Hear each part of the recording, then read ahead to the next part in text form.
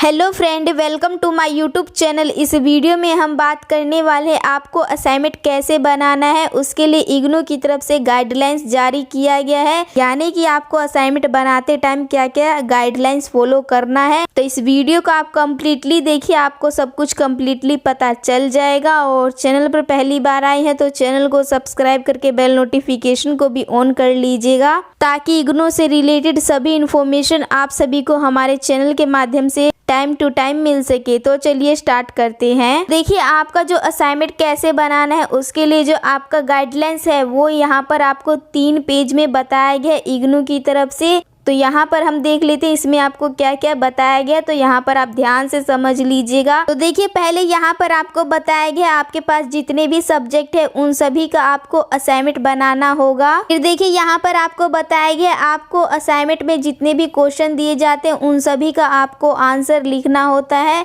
और वो आंसर आपको अपने शब्दों में लिखना होता है। अपने शब्दों में लिखने से आपको यहाँ पर ये बताया गया आपका ये फ़ायदा होगा, जब आप एग्ज़ाम देंगे तो उसमें आपका इजी रहेगा, उसमें भी आपका कुछ कुछ याद रहेगा। और साथ ही में आपको बताया गया जब आप असाइनमेंट का आंसर लिखते हैं और आपको जितने वर्ड में बताया जाता है असाइनमेंट का आंसर लिखने के लिए, आपको वर्ड लिमिट करके लिखना होगा। फिर देखिए, यहाँ पर आपको असाइनमेंट सबमिशन का बताया गया, यानी कि यहाँ पर पहले आपको बताया गया है इग्नू में आप जितने भी सब्जेक्ट का एग्जाम देने वाले हैं तो उन सभी का जो है पहले आपको असाइनमेंट बना करके सबमिट करना होता है, फिर आप एग्जाम देने के लिए एलिजिबल होते हैं। फिर यहाँ पर आपको बताया गया आपने जुलाई 2022 सेशन में एडमिशन लिया है bachelor degree, master degree, diploma program में, तो आपको जो है असाइनमेंट कब सबमिट करना होगा, मार्च 2023 में करना होगा।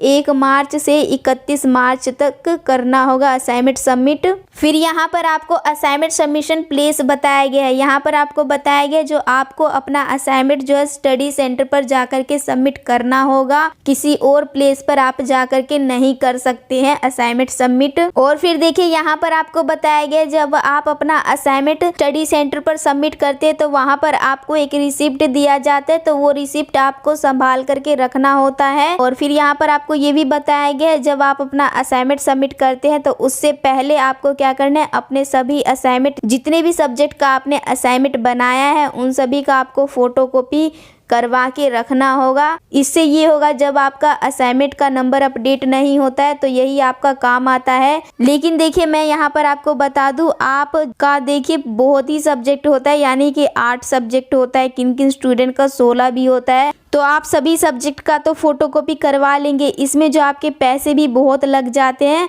तो आप क्या कीजिएगा, आप जो है PDF फॉर्मेट बना करके अपने फ़ोन में रख सकते हैं सभी असाइनमेंट का। फिर देखिए, यहाँ पर आपको बताया गया असाइनमेंट आपको कैसे बनाना होगा, यानी कि जो आपका असाइनमेंट का फ्रंट पेज होता है उसमें आपका क्या क्या होना चाहिए। तो देखिए, फ्रंट पेज से रिलेटेड मैंने ये वीडियो बना रखा है, आप ये वाला वीडियो देख सकते हैं, और ये वाला असाइनमेंट का फ्रंट पेज आप अपने असाइनमेंट में लगा सकते हैं। इस वीडियो को आप देख लीजिएगा, आपको सब कुछ पता चल जाएगा फ्रंट पेज के बारे में। फिर देखिए, यहाँ पर आपको बताया गया जब आप अपने असाइनमेंट का क्वेश्चन पेपर डाउनलोड करते हैं तो उसमें आपको गाइडलाइंस बताया जाता है, तो वो गाइडलाइंस आपको जो है ध्यान से पढ़ना होगा, फिर आपको जो असाइनमेंट बनाना स्टार्ट करना होगा। और यहाँ पर भी आपको बताया गया जब आप अपने असाइनमेंट का आंसर लिखना शुरू करेंगे तो आपके माइंड में क्या क्या पॉइंट्स होना चाहिए। तो फर्स्ट में यहाँ पर आपको बताया गया आप जब असाइनमेंट का आंसर लिखेंगे तो आपको प्लानिंग करना है, जो आपको असाइनमेंट का आंसर कैसे लिखना है, किस पॉइंट में लिखना है,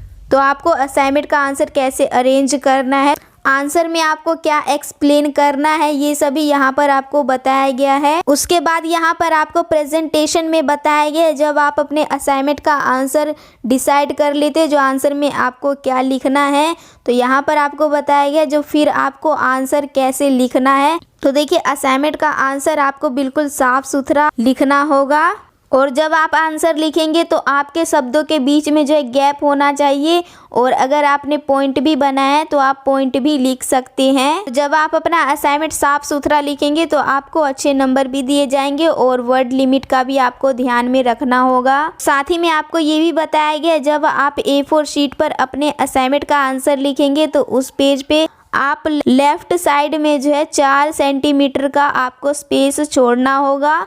जिससे कि अगर आपका असाइनमेंट चेक वगैरह होता है तो उसमें आपका नंबर वगैरह देने में इजी रहे। और आपको स्पेस का ध्यान रखना होगा आंसर लिखते टाइम। और फिर यहाँ पर आपको बताया गया है जो आपको अपने असाइनमेंट का आंसर जो है अपने हाथों से ही लिखना होगा, अपने शब्दों में लिखना होगा। और जब आप अपने असाइनमेंट का आंसर लिखते हैं तो आप जो है अपने स्टडी मटेरियल में से लिखते हैं तो आपको सेम कॉपी वही नहीं लिखना है, अपने शब्दों में लिखना है। अगर आप स्टडी मटेरियल में से सेम कॉपी कर देते, ऐसे में आपको 0 नंबर दे दिए जाएंगे। फिर यहाँ पर आपको नीचे बताया गया है जो अगर आप अपना असाइनमेंट किसी और स्टूडेंट का कॉपी करके लिखते हैं और आपका ये असाइनमेंट कॉपी किया हुआ मैच कर जाता है तो ऐसे में जो आपका असाइनमेंट रिजेक्ट कर दिया जाएगा। यहाँ पर आपको बताया गया आपके पास जितने भी सब्जेक्ट है उन सभी का असाइनमेंट जो है आपको अलग अलग बनाना है, यानी कि सेपरेट बनाना है। ये नहीं जो आप एक ही में सभी को लगा दे, तो आपको ऐसा नहीं करना है। फिर यहाँ पर आपको बताया गया आंसर लिखते टाइम आपको क्वेश्चन भी लिखना है और क्वेश्चन का नंबर भी लिखना है। और फिर यहाँ पर आपको बताया गया जब आप अपना असाइनमेंट स्टडी सेंटर पर सबमिट कर देते हैं तो आपको जो एक्नॉलेजमेंट फॉर्म दिया जाता है वो आपको कोऑर्डिनेटर से लेना होगा।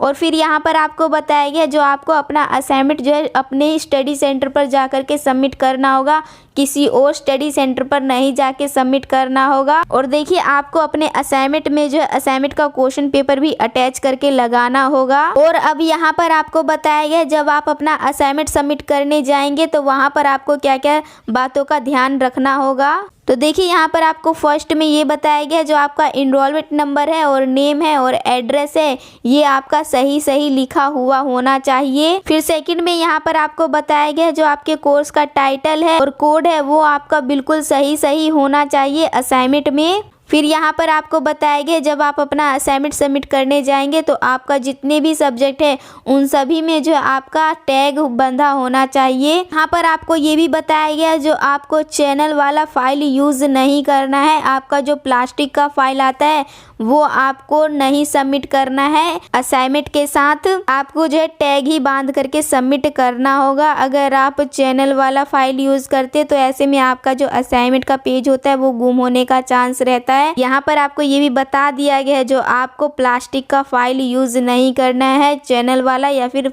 क्लिप वाला जिस भी प्रकार का आपका प्लास्टिक का फाइल आता है। फिर यहाँ पर आपको बताया गया जो आपका असाइनमेंट का क्वेश्चन पेपर रहता है उसमें आपको खंड ब्लॉक करके ऐसे बताया जाता है तो आपके जिस खंड में जितने भी क्वेश्चन दिए गए उन सभी का आपको उसी खंड में आंसर देना होगा, आगे पीछे करके नहीं लिखना है। फिर देखिए यहाँ पर आपको नोट में बताया गया जब आपका प्रोग्राम कंप्लीट हो जाता है तो आपका जो असाइनमेंट का 30% मार्क्स रहता है वो आपका ऐड किया जाता है। इसलिए जो आप अपने असाइनमेंट को हल्के में मत लीजिएगा, आप अपने असाइनमेंट को जो है अच्छे से बनाइएगा।